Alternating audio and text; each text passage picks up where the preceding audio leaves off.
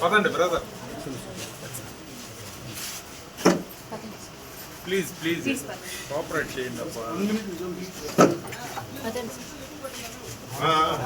Recording ఆపలేదు.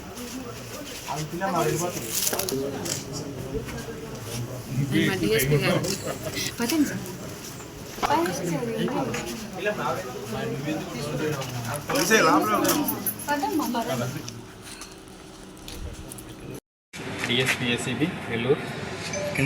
ప్రజల నుండి రిజిస్ట్రేషన్ శాఖ పైన ఎక్కువగా ఆరోపణలు రావడము వలన ఈరోజు మా ఏసీబీ డీజీ గారి ఉత్తర్వు మేరకు స్టోన్ హౌస్పేట సబ్ రిజిస్టర్ కార్యాలయంలో సర్ప్రైజ్ చెక్స్ చేయడం జరిగింది.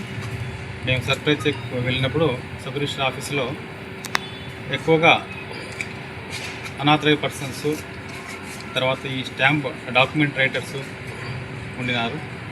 సర్చెస్ చేస్తూ ఉన్నాము. ఈ స్టాంప్ రైటర్స్ నుండి తర్వాత కొంతమంది ఈ ప్రైవేట్ ఎంప్లాయీస్ కూడా సబ్ రిజిస్టర్ ఆఫీస్ వాళ్ళు ఎంగేజ్ చేస్తున్నారు. వాళ్ళ దగ్గర కొంత నగదు దొరికింది, వాటిని స్వాధీనం చేస్తున్నాము. సర్చెస్ కంటిన్యూ చేస్తున్నాము.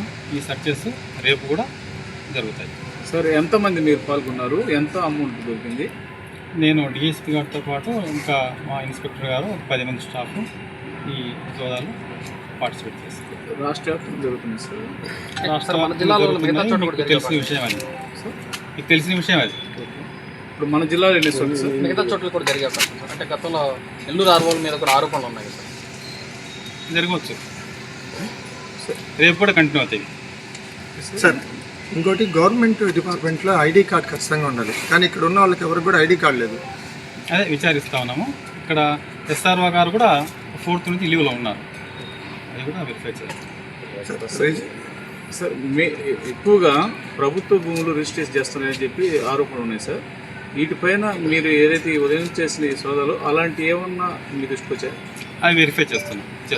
సార్, రిజిస్టర్ గారు కూడా 2 రోజుల నుంచి లేరు అంటున్నారు, సెలవు మీద ఉన్నారు, లీవ్లో ఉన్నారని చెప్తున్నారు. మేము డిఐ గారితో కూడా మాట్లాడినాము, అది కూడా